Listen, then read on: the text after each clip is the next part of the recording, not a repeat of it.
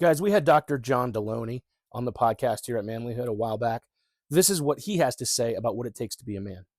I'm going to take this definition. I think the number one most important book that every man should read is called I Don't Want to Talk About It by Terrence Real, R-E-A-L. It's the most important book outside of my faith context that I've read. In that book, he's trying to get to that question. The subtitle is The Secret Legacy of Male Depression, which I think is the worst subtitle ever, because that assures that men will never read that book, myself included, right? I don't want to read it. But in the book, he talks about going over to Africa and talking with a warring tribe and asks them the question, because the men in this community were very, very physically affectionate with their boys, with the young men and the little boys. Lots of hugging, kissing, holding hands, lots of touching. And it didn't jive with his Western understanding of masculinity, which is stoicism, isolation, stand up tall, don't touch me, that kind of thing. And they asked them, this tribe, what is the definition of manhood? And over a course, and I'm distilling it all down, but it was essentially, we love deeply, and we are very in touch with our physical touch and our emotional needs and our physical needs. And we are not too, we know that children need touch, and children need presence, and children need attention, and children need love.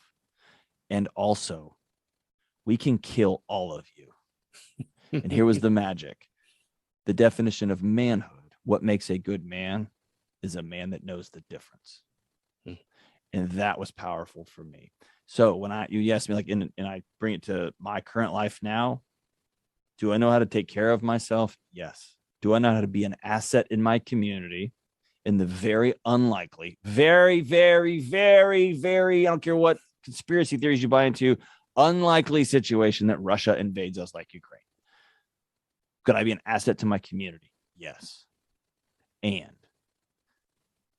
my 12-year-old son is humongous. He's a huge kid.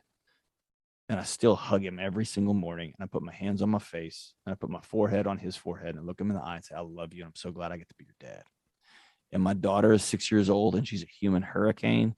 And when I can wrangle her, I let her know every single day of her life, I'm so glad I get to be your dad. I'm so glad that of all the people in the world, God picked me to be your dad. And this house doesn't work without you. And I'm so glad you're in it. And I hug my kids, and I kiss my kids, and I let them know every day that I love them. And it's both and, right? And I've learned I don't go to war. I go to war with very, very few things. I grab my wife's hand and my kid's hand, and we walk to the other side. And by the way, I also can say the words I'm wrong. That's also another thing of manhood. There you go. That's my definition. Stay tuned, guys, because Manlihood Season 9 is right around the corner.